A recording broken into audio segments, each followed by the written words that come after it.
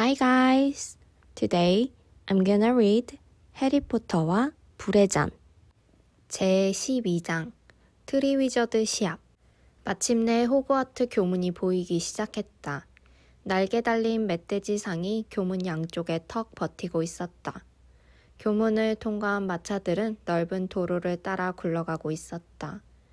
돌풍처럼 세차게 몰아치는 바람이 불어닥칠 때마다 마차는 위태롭게 흔들렸다. 해리는 창문에 머리를 기댄 채 점점 더 가까워지는 호그와트 성을 바라보았다. 불이 환하게 밝혀진 수많은 창문들이 줄기차게 퍼붓는 빗줄기 사이로 희미하게 반짝거렸다. 마차가 커다란 오크문 앞 돌계단 아래 우뚝 멈춰섰다. 그 순간 어두운 하늘에 번개가 번쩍거렸다. 그들보다 앞서 도착한 마차에 탄 사람들은 벌써 황급히 돌계단을 지나 성 안으로 들어가고 있었다.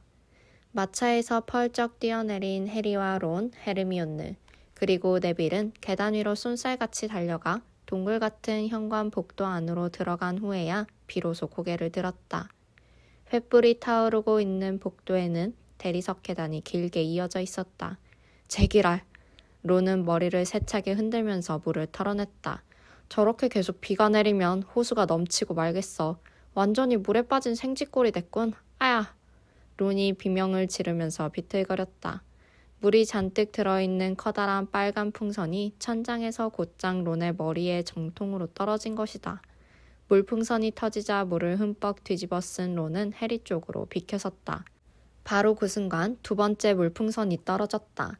그것은 아슬아슬하게 헤르미온느를 살짝 스치고 지나갔다. 하지만 해리의 발치에서 물풍선이 터지는 바람에 신발과 양말이 온통 물에 젖고 말았다. 주위에 서 있던 사람들이 비명을 지르면서 물풍선을 피하기 위해 서로 밀치기 시작했다. 해리가 재빨리 고개를 들고 천장을 올려다보았다. 요정 피브스가 6m 높이의 허공에서 둥둥 떠다니고 있었다. 작은 종이 잔뜩 달린 모자에 오렌지 빛깔의 나비 넥타이를 메고 있는 소리의 요정은 심술궂은 얼굴을 잔뜩 찡그리면서 또다시 목표물을 겨냥하고 있었다. 피브스! 성난 목소리가 쩌렁쩌렁 복도에 울려 퍼졌다. 피브스! 당장 이리로 내려오지 못해? 교감 선생님이자 그리핀도르 기숙사의 사감인 맥고나걸 교수가 허겁지겁 달려오고 있었다. 갑자기 젖은 마룻바닥을 달려오던 맥고나걸 교수가 중심을 잃고 쭉 미끄러지고 말았다. 그러나 그녀는 아슬아슬한 순간에 다행히도 헤르미온느의 목을 붙잡아서 벌렁 나자빠지는 사태는 겨우 모면할 수 있었다. 이런! 미안해요, 그레인저 양. 괜찮아요, 교수님. 헤르미온느가 얼얼한 목을 문지르면서 말했다. 피브스, 당장 이리로 내려와. 맥고나걸 교수가 뾰족한 모자를 똑바로 고쳤으면서 호통을 쳤다. 그리고 네모난 안경 너머로 피브스를 무섭게 노려보았다. 그냥 장난이에요. 피브스가 비명을 지르면서 연회장 안으로 도망치는 5학년 여학생들을 향해 물풍선을 던지면서 깔깔거렸다. 이미 다 젖었잖아요. 안 그래요? 조금 더 적시는 것뿐이에요. 휙! 피브스는 방금 도착한 2학년생들에게 또다시 물풍선을 던지기 시작했다. 아무래도 교장 선생님을 불러야겠군. 맥고나걸 교수가 큰 소리로 말했다. 경고하는데 피브스. 그러자 피브스가 혓바닥을 쑥 내밀더니 마지막 물풍선을 공중으로 휙 던져버렸다. 그리고는 미친 듯이 깔깔거리면서 붕 하고 대리석 계단 위로 날아갔다. 어서 들어가거라. 맥고나걸 교수가 흠뻑 젖은 학생들을 둘러보면서 날카롭게 외쳤다. 연회장으로 어서. 해리와 론과 헤르미온느는 미끄러운 복도를 조심스럽게 걸어서 오른쪽에 있는 이중문으로 들어갔다. 론은 얼굴 위로 흘러내리는 젖은 머리카락을 연신 뒤로 넘기면서 투덜거리고 있었다. 연회장은 언제나처럼 멋지고 훌륭했다. 지금은 개학식 연회를 위해서 특별히 화려하게 장식되어 있었다. 테이블 위에는 황금빛 접시와 잔들이 허공에 둥둥 떠있는 수백 개의 촛불빛을 받아 눈부시게 반짝였다. 4개의 기다란 기숙사 테이블은 제잘거리는 학생들로 가득 차 있었다. 연회장 제일 위쪽에 있는 마련된 상석에는 호그와트 교직원들이 학생들을 마주보면서 일렬로 앉아 있었다. 연회장 내부는 무척 따뜻했다. 해리와 론과 헤르미온느는 슬리데린과 레번클로와 후플푸프를 지나서 연회장의 제일 가장자리에 있는 그리핀도르 테이블에 앉았다. 그리핀도르의 유령인 목이 달랑달랑한 닉이 바로 옆자리에 앉아 있었다. 약간 반투명한 진주빛이 감도는 닉은 오늘 밤에도 평상시처럼 머리가 흔들리지 않도록 받쳐주는 높은 주름깃에다가 허리가 잘록한 옷을 입고 있었다. 잘 있었니 얘들아? 닉이 환하게 미소를 지으면서 말했다. 전 별로 그렇지가 못해요. 해리는 신발을 벗어들고 물을 털어냈다. 기숙사 배정이나 빨리 끝났으면 좋겠어요. 배가 고파 죽겠어요. 신입생의 기숙사 배정식은 매년 학기가 시작될 때마다 열렸다. 하지만 해리는 공교롭게도 여러 가지 상황 때문에 자신이 처음 신입생으로 들어왔을 때를 제외하고는 한 번도 기숙사 배정식에 참석하지 못했다. 그래서 해리는 내심 그 순간을 고대하고 있었다. 바로 그때 굉장히 들뜬 목소리가 해리를 불렀다. 안녕 해리. 그는 바로 해리를 영웅처럼 숭배하는 3학년생 콜린 크립이었다. 안녕 콜린. 해리는 약간 조심스럽게 인사했다. 해리, 무슨 일이 있는지 알아? 한번 알아맞혀봐 해리. 내 동생이 호그와트에 입학했어. 내 동생 데니스가 말이야. 콜린은 몹시 흥분한 것 같았다. 그거 참 좋은 일이네. 해리는 빙그레 미소를 지었다. 지금 내 동생은 잔뜩 흥분했어. 그 녀석이 제발 그리핀도르에 들어오기만을 바랄 뿐이야. 행운을 빌어줘. 알았지, 해리? 콜린은 벌떡 일어났다가 다시 자리에 앉았다. 그래, 알았어. 해리가 고개를 끄덕이면서 대답했다. 해리는 다시 헤르미온느와 론과 목이 달랑달랑한 닉을 향해 고개를 돌렸다. 같은 형제는 대부분 같은 기숙사에 들어가지? 그렇지? 해리는 속으로 위즐리 형제의 경우를 생각하면서 물었다. 위즐리 형제는 7명 모두 그리핀도르 기숙사 소속이었던 것이다. 아니, 꼭 그렇지는 않아. 페르바티 패틸의 쌍둥이 동생은 레번클로에 있어. 더구나 걔네들은 일란성 쌍둥이야. 네 생각대로라면 그 애들은 한 기숙사에 있어야 하잖아. 안 그래? 헤르미온느가 말했다. 해리는 문득 고개를 들어서 교직원 테이블을 올려다보았다. 평소보다 자리가 좀 비어있는 것 같았다. 해그리드는 아직까지도 1학년 학생들과 함께 호수를 건너기 위해 무척 애를 쓰고 있을 것이다. 그리고 맥거나걸 교수는 비에 젖은 현관 복도를 닦는 걸 감독하고 있을 것이다. 하지만 여전히 빈 의자가 하나 남아있었다. 누가 빠진 것일까? 하지만 도통 생각이 나지 않았다. 새로 부임한 어둠의 마법 방어술 교수님은 어디 있지? 역시 교직원 테이블을 올려다보고 있던 헤르미온느가 말했다. 어둠의 마법 방어술 교수는 3학기 이상 머물렀던 적이 없었다. 해리가 가장 좋아한 교수는 작년에 그만둔 루핀 교수였다. 해리는 천천히 교직원 테이블에 앉아있는 사람들을 훑어보았지만 확실히 새로운 얼굴은 눈에 띄지 않았다. 어쩌면 새 교수를 구하지 못한 게 아닐까? 헤르미온느가 걱정하며 말했다. 해리는 다시 한번 교직원 테이블을 자세히 바라보았다. 마법을 가르치는 자그마한 플리트윅 교수는 높게 쌓인 방석 더미 위에 앉아 있었다. 그 옆에는 약초학 담당 스프라우트 교수가 옆으로 뻗친 머리 위에 모자를 비스듬히 쓰고 앉아 있었다. 스프라우트 교수는 천문학을 담당하고 있는 시니스트라 교수와 이야기를 나누고 있었다. 시니스트라 교수의 반대편에는 누르스름한 얼굴에 메브리코의 스네이프 교수가 앉아 있었다. 머리에 기름을 잔뜩 바른 마법의 약 담당 교수인 스네이프는 호그와트에서 해리가 가장 싫어하는 사람이었다. 물론 해리가 스네이프 교수를 싫어하는 것만큼이나 스네이프 교수 또한 해리를 싫어했다. 더구나 스네이프 교수는 작년에 해리가 스네이프의 코앞에서 시리우스의 탈출을 도와준 이후부터 더욱 해리를 증오하고 있었다. 스네이프 교수와 시리우스는 학창시절 이후 줄곧 숙적이었던 것이다.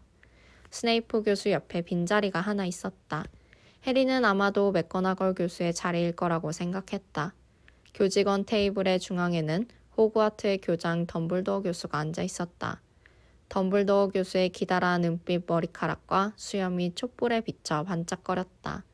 짙은 초록색의 기다란 망토에는 수많은 별과 달이 수놓여 있었다. 덤블도어 교수는 뭔가 깊은 생각에 빠진 듯 길고 가느다란 손가락을 마주잡고 그 위에 턱을 올려놓은 채 반달 모양의 안경 너머로 천장을 빤히 올려다보고 있었다. 해리는 얼른 고개를 들고 천장을 힐끗 올려다보았다. 마법이 걸려있는 연회장의 천장에는 바깥 하늘과 똑같은 광경이 펼쳐지고 있었다. 해리는 이렇게 심한 폭풍이 몰아치는 것은 지금까지 한 번도 본 적이 없었다. 천장에는 먹구름들이 마구 소용돌이치고 있었다. 바깥에서 벼락치는 소리가 들리자 천장에도 번개가 번쩍 빛났다. 어서 빨리 끝났으면 난 히포그리프라도 먹을 수 있겠어. 론이 신음소리를 냈다. 그 말이 떨어지기가 무섭게 연회장의 문이 활짝 열리면서 맥고나걸 교수가 길게 늘어선 1학년 학생들을 연회장으로 데리고 들어왔다. 갑자기 온 사방이 조용하게 가라앉았다.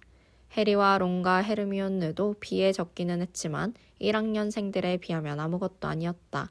그들은 배를 타고 온 것이 아니라 꼭 호수를 헤엄쳐서 온 것처럼 보였다. 신입생들은 모두들 하나같이 추위와 긴장으로 덜덜 떨면서 교직원 테이블을 따라 일렬로 걸어갔다.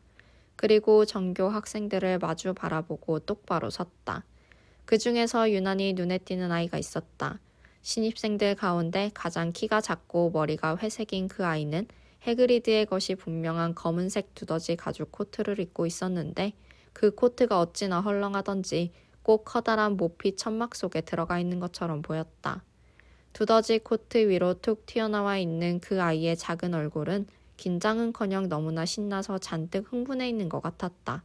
잔뜩 겁먹은 표정을 짓고 있는 다른 친구들과 함께 한 줄로 늘어선 그 아이는 콜린 크리비와 눈이 마주치자 두 엄지손가락을 치켜 올리면서 소리 없이 입만 벙긋거렸다. 나 호수에 빠졌어. 작은 아이는 그 사실이 무척 즐거운 것처럼 보였다. 잠시 후에 맥고나걸 교수가 1학년생들 앞에 세발 의자를 갖다 놓았다. 그리고 그 위에 굉장히 낡고 더럽고 누덕누덕 기운 자국이 있는 마법사 모자를 올려놓았다. 1학년생들은 그 모자를 빤히 바라보았다. 연회장에 있는 다른 학생들의 시선도 일제히 마법사 모자로 향했다. 얼마 동안 정적이 흘렀다. 마법사 모자 테두리 부근의 헤어진 부분이 마치 입처럼 넓게 벌어지더니 갑자기 그 모자가 노래를 부르기 시작했다. 1000년도 더 전에 내가 새로 만들어졌을 때 유명한 마법사 4명이 살았어요. 그들의 이름은 아직까지도 잘 알려져 있어요. 황야에서 온 용감한 그리핀도르, 골짜기에서 온 공정한 레번클로, 넓은 계곡에서 온 상냥한 후플푸프, 늪에서 온 심술궂은 슬리데린. 그들은 소망과 희망과 꿈을 다 함께 공유했어요. 그들은 대담한 계획을 세웠어요. 젊은 마법사들을 교육시키자는 것이었죠. 그래서 호그와트 학교가 세워진 거예요. 4명의 창립자들은 제각기 나름대로 기숙사를 만들었어요. 서로 다른 덕목에 가치를 두었기 때문에 가르치는 것도 달랐어요. 그리핀도르는 가장 용감한 사람을 추천했고 레번클로는 가장 영리한 사람이 최고라고 생각했고 후플푸프는 근면한 사람이 들어가기에 가장 알맞았고 권력에 굶주린 슬리데린은 원대한 야망을 가진 사람들을 사랑했어요. 4명의 마법사가 살아있을 때에는 그들이 직접 학생을 분류했어요. 그들이 가장 좋아하는 학생들을 선발했던 거예요. 그러나 그들이 죽은 후에는 무슨 수로 학생을 뽑을까요? 그 방법을 고안한 사람이 바로 그리핀도르였어요. 그리핀도르는 자신의 머리에 쓰고 있던 날을 벗었어요. 4명의 창립자들은 내 안에 두뇌를 조금씩 넣었어요. 그리하여 내가 그들을 대신해서 선택할 수 있게 된 거예요. 이제 나를 들어서 당신의 귀를 가릴 정도로 편안히 쓰세요. 나는 한 번도 틀린 적이 없어요. 나는 당신의 마음속을 들여다볼 거예요. 그리고 당신이 어디에 속할지 말해줄 거예요. 마법의 모자가 노래를 다 마치자 연회장이 떠나갈 듯한 박수가 터졌다. 저건 우리 기숙사 배정식 때 불렀던 노래와 다르네. 해리가 다른 사람들과 함께 박수를 치면서 말했다. 모자는 해마다 다른 노래를 불러. 론이 말했다. 하지만 그건 아주 재미없는 삶일 거야. 안 그러니? 마법의 모자가 되는 건 말이야. 아마도 저 모자는 1년 내내 다음 노래만 만들면서 보낼 거야. 맥고나걸 교수는 커다란 양피지 두루마리를 풀고 있었다. 내가 큰 소리로 여러분의 이름을 호명하면 이 모자를 쓰고 의자에 앉으세요. 모자가 여러분의 기숙사를 알려줄 거예요. 그러면 그 기숙사의 테이블로 가서 앉으면 되는 거예요. 맥고나걸 교수가 1학년생들을 쳐다보면서 말했다. 에컬리 스튜어트.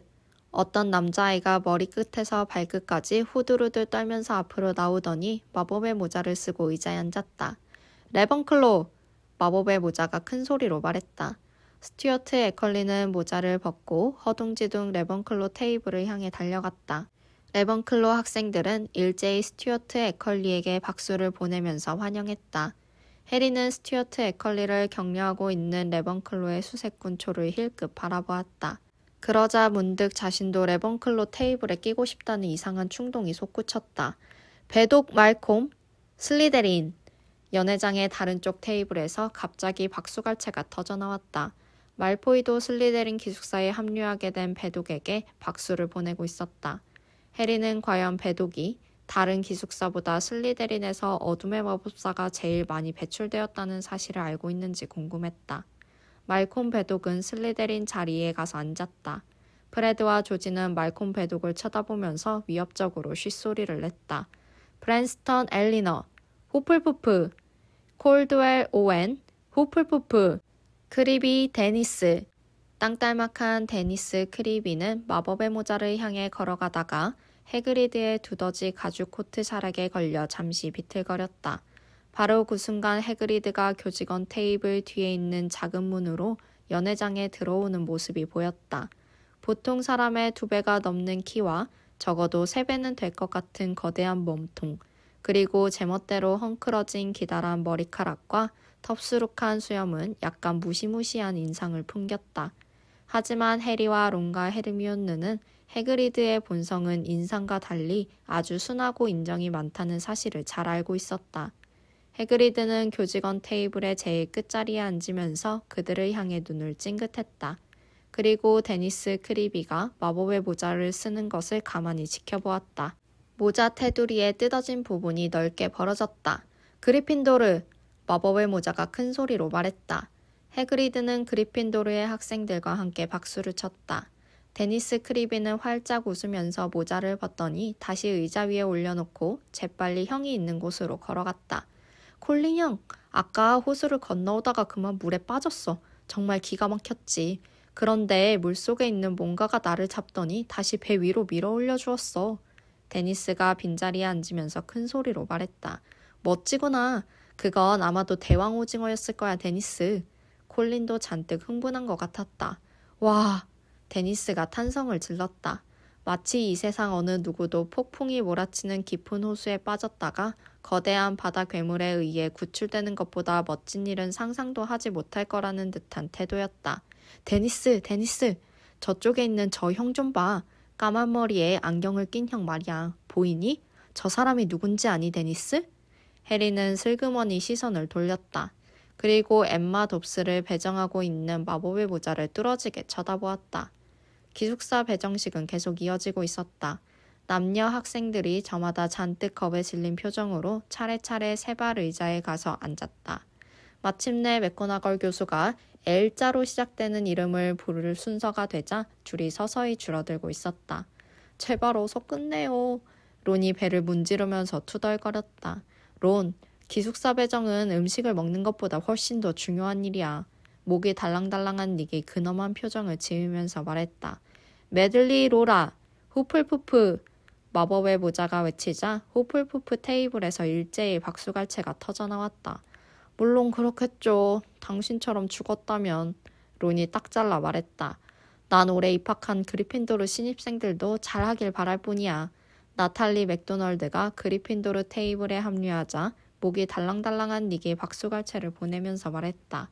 우리의 연전연승 기록을 깨뜨리고 싶지 않으니까 말이야. 그렇지? 그리핀도르는 지난 3년 동안 연달아 교내 기숙사 챔피언 자리를 차지했던 것이다. 프리차드 그레이엄, 슬리데린, 쿼크 올라, 레번클로, 마침내 위트비 케빈, 후플푸프를 마지막으로 기숙사 배정식이 모두 끝나자 맥거나걸 교수는 마법의 모자와 의자를 치웠다. 드디어 때가 됐군. 론이 재빨리 나이프와 포크를 움켜쥐고 기대에 찬 얼굴로 황금빛 접시를 바라보면서 말했다. 덤블도어 교수가 자리에서 벌떡 일어났다. 덤블도어 교수는 환영의 표시로 두 팔을 넓게 벌리더니 학생들을 향해 잔잔한 미소를 지었다. 여러분에게 딱 한마디만 하겠습니다. 덤블도어 교수의 굵고 낮은 목소리가 연회장에 울려 퍼졌다. 마음껏 먹도록 해요. 찬성!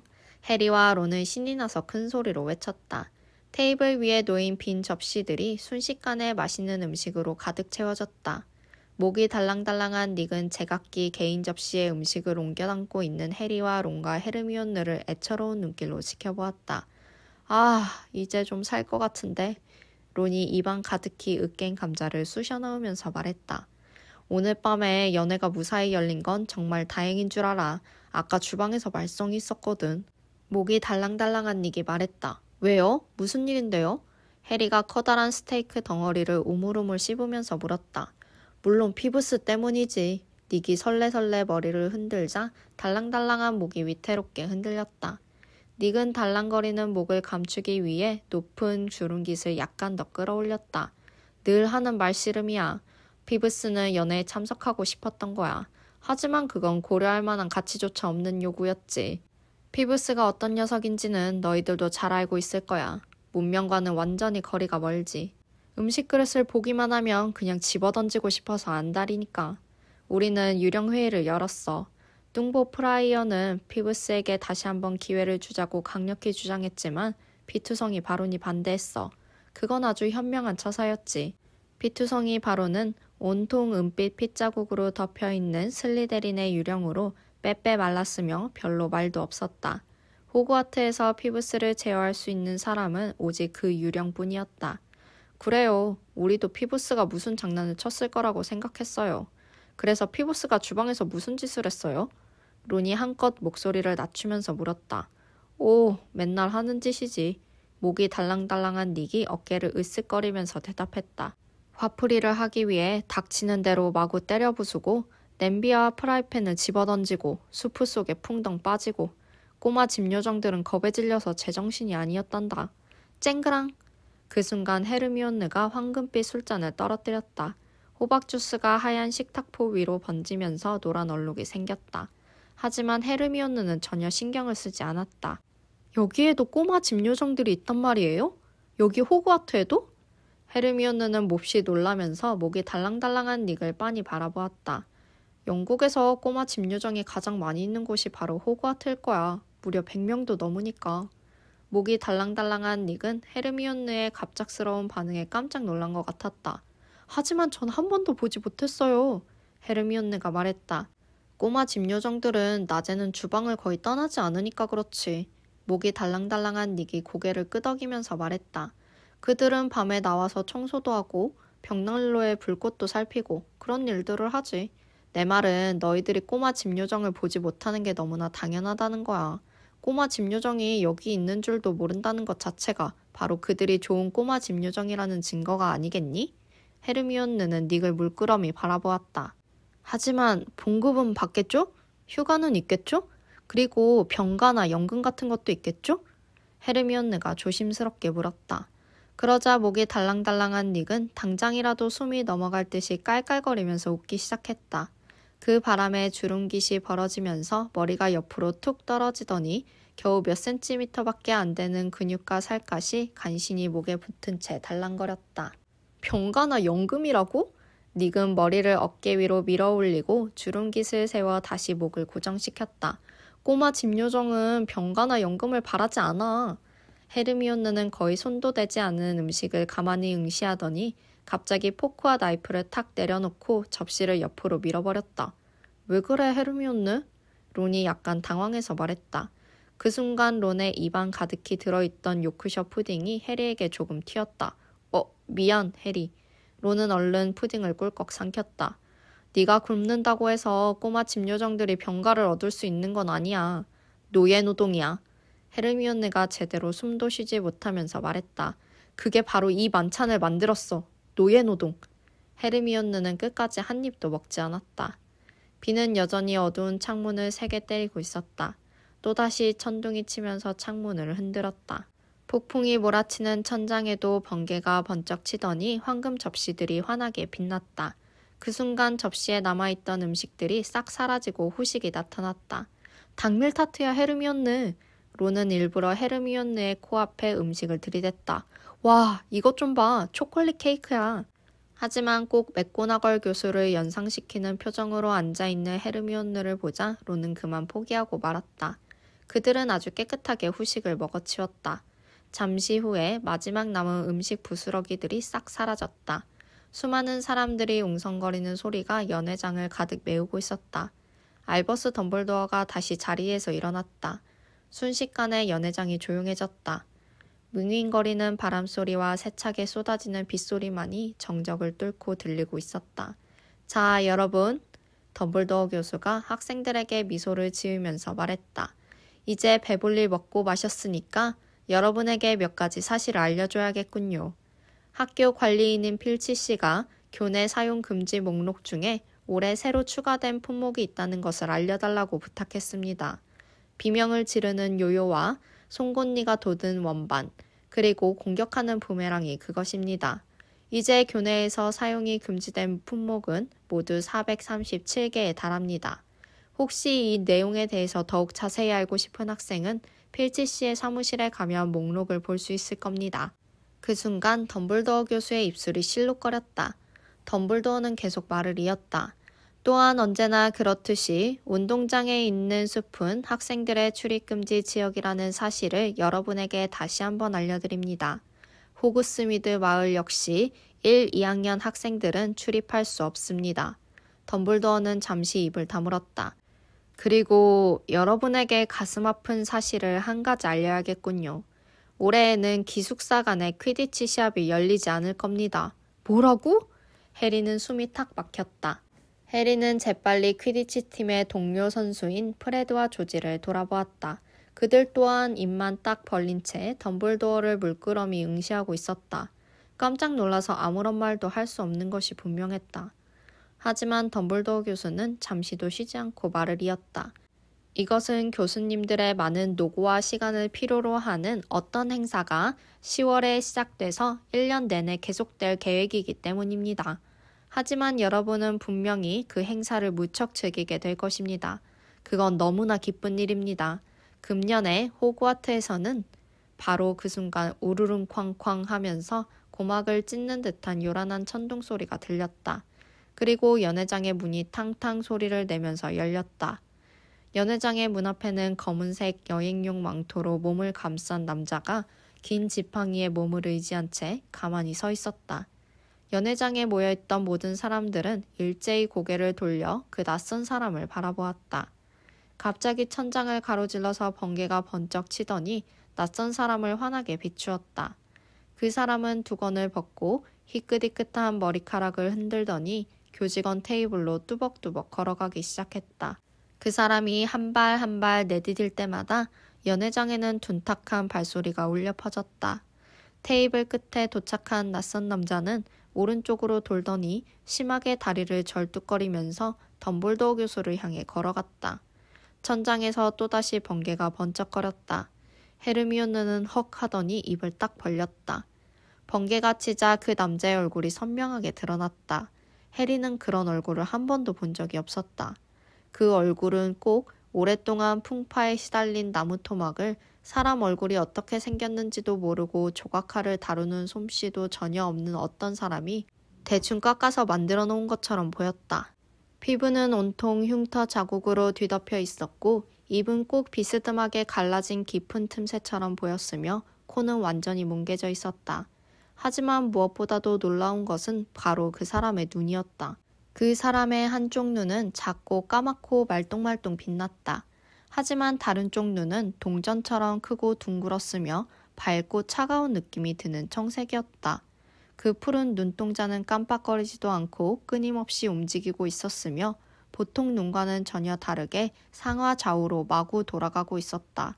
푸른 눈동자가 그 남자의 뒤통수 쪽으로 완전히 돌아가자 오직 섬뜩한 흰자위만 보였다. 낯선 사람은 덤블도어 교수에게 천천히 다가갔다. 그리고 얼굴 못지않게 심한 흉터가 나 있는 한쪽 손을 내밀자 덤블도어 교수가 반가운 듯이 무슨 말을 하면서 악수를 나누었다. 낯선 사람이 미소조차 짓지 않는 얼굴로 고개를 저으면서 나지막한 목소리로 뭐라고 말하니까 덤블도어 교수는 고개를 끄덕이더니 그 남자에게 자기 오른쪽에 있는 빈자리에 가서 앉으라는 손짓을 했다. 낯선 사람은 그 자리에 털썩 앉더니 얼굴 위로 흘러내린 회색 머리카락을 뒤로 넘겼다. 그리고 소시지가 담긴 접시를 앞으로 끌어당겨 거의 다 뭉개지고 없는 코로 킁킁 냄새를 맡았다. 그리고 주머니에서 작은 나이프를 꺼내더니 소시지를 쑥쑥 잘라먹기 시작했다. 그 남자의 정상적인 눈은 소시지에 고정되어 있었지만 푸른색 눈동자는 여전히 안구 속을 이리저리 돌아다니면서 연회장과 학생들을 유심히 쳐다보고 있었다. 이번에 새로 오신 어둠의 마법 방어술 교수님을 소개하겠습니다. 덤블도어 교수가 무거운 침묵을 깨면서 말했다. 무디 교수입니다. 새로 부임한 교직원은 박수로 환영하는 게 보통이었지만 덤블도어 교수와 해그리드를 제외하고는 박수를 치는 사람이 아무도 없었다. 다른 교직원과 학생들은 그저 두려운 눈길로 무디 교수를 힐끗 쳐다볼 뿐이었다. 무디 교수의 기이한 모습에 넋이나가 꼼짝도 하지 못하는 것 같았다. 덤블도어 교수와 해그리드도 박수 소리가 무거운 침묵 속으로 공허하게 울려 퍼지자 곧 손을 내려놓았다. 무디? 매드아이 무디? 오늘 아침에 위즐리 아저씨가 도와주러 갔던 그 사람이야? 해리가 론을 쳐다보면서 중얼거렸다. 그럴 거야. 론이 잔뜩 긴장한 목소리로 대답했다. 도대체 무슨 일이 있었던 거야? 저 사람의 얼굴은 왜 저렇게 된 거야? 헤르미온느가 작게 속삭였다. 몰라. 론의 시선은 마치 못이라도 박힌 것처럼 무디 교수를 향해 고정되어 있었다. 무디 교수는 그러나 별로 따뜻하지 않은 환영에도 전혀 아랑곳하지 않았다. 그는 테이블 위에 놓여있던 호박 주스는 거들떠보지도 않은 채 여행용 망토 속에 손을 집어넣더니 휴대용 물병을 꺼내 물을 벌컥벌컥 들이마셨다. 그가 물을 마시느라고 팔을 들어 올리는 바람에 기다란 망토가 땅에서 조금 위로 올라갔다. 그러자 테이블 밑으로 나무를 깎아서 만든 의족과 갈고리 발톱이 달린 발이 보였다. 덤블도어 교수가 다시 목청을 가다듬었다. 이미 말했던 것처럼 덤블도어 교수는 여전히 놀란 얼굴로 매드아이 무디를 멍하니 바라보고 있는 학생들에게 미소를 지으면서 말했다. 우리 학교는 앞으로 몇 달 동안 대단히 흥미로운 행사를 주관하는 영예를 안게 되었습니다. 그것은 지난 1세기 동안 열린 적이 없었던 아주 뜻깊은 행사입니다. 여러분에게 금년에 호그와트에서 트리위저드 시합이 열릴 것이라는 사실을 알리게 되어 대단히 기쁩니다. 농담이시죠? 프레드 위즐리가 큰 소리로 외쳤다. 무디 교수가 도착한 이후로 연회장에 팽팽하게 감돌던 긴장감이 한순간에 사라지고 말았다. 거의 모든 사람이 한바탕 웃음을 터뜨렸다. 덤블도어 교수도 분위기가 바뀌어서 다행이라는 듯이 껄껄 웃었다. 농담하는 게 아니라네 위즐리군. 자네가 농담이란 말을 하니까 말인데 나는 이번 여름에 아주 재미있는 농담을 한 가지 들었다네. 트롤과 늙은 마녀와 레프러칸 요정이 다 함께 술집으로 들어갔는데 맥고나걸 교수가 듣기 거북하다는 듯이 큰 소리로 헛기침을 했다. 하지만 지금은 그런 말을 할 때가 아닌 것 같군. 아니야. 그런데 어디까지 말했더라? 아, 그래. 트리위저드 시합에 대한 이야기를 하던 중이었지. 여러분 중에는 이 시합이 뭔지 잘 모르는 사람도 있을 겁니다.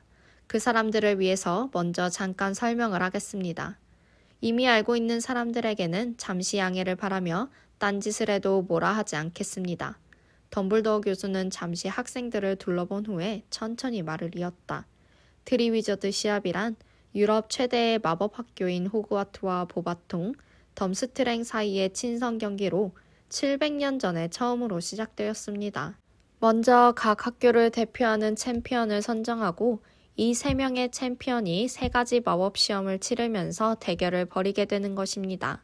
각 학교는 5년마다 한 번씩 번갈아 가면서 시합을 주관하는데 그것은 일반적으로 국적이 서로 다른 젊은 마법사들 사이의 유대를 강화하는 데 가장 효과적인 방법이었습니다.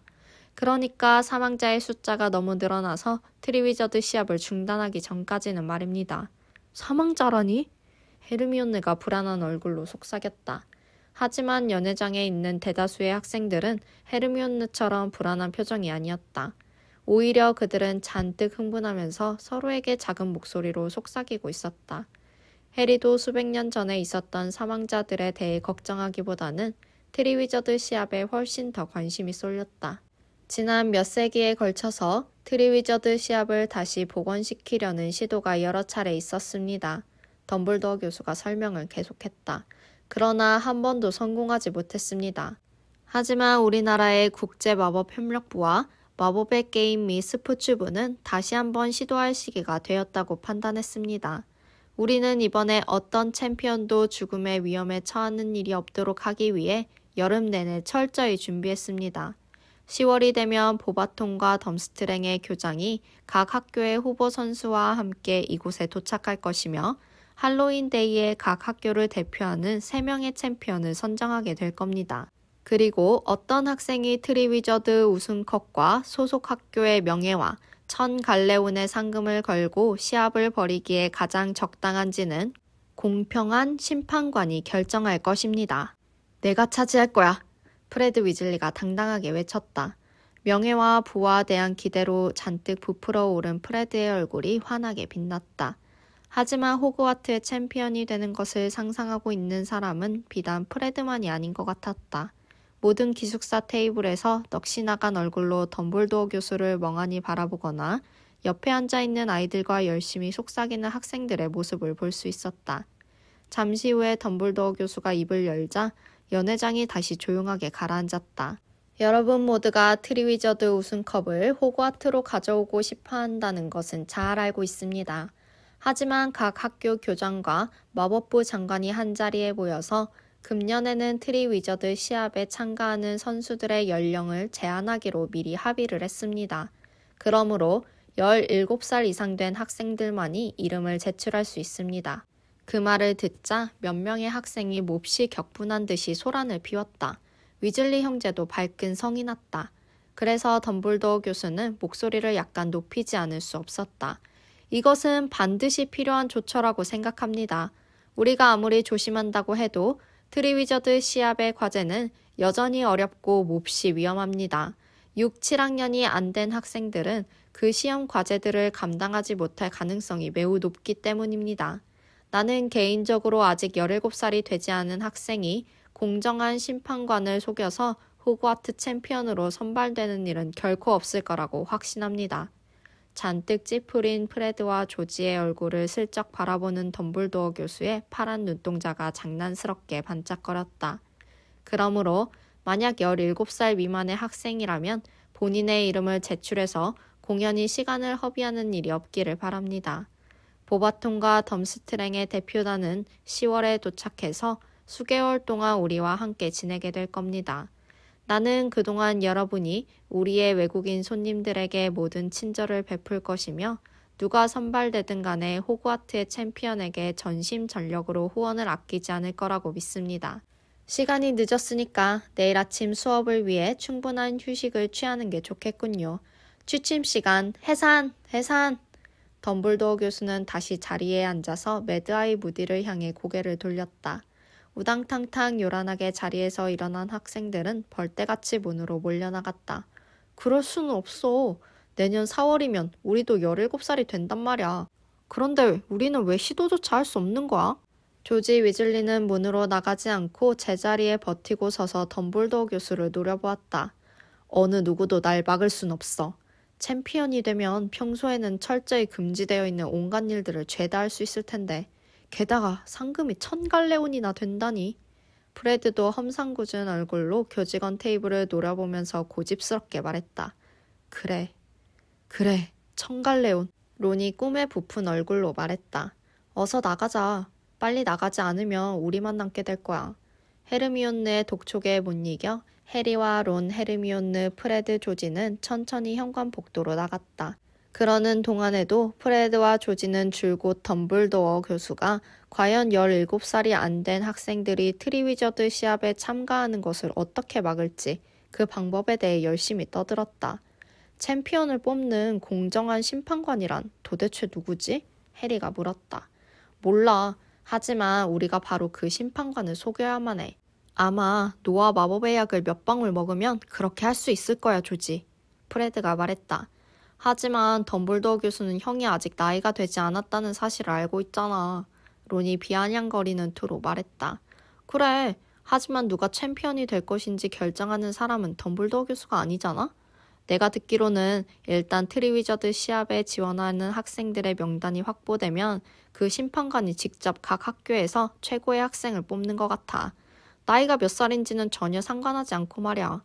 덤블도어 교수는 우리가 이름을 제출하지 못하도록 하려는 것뿐이야.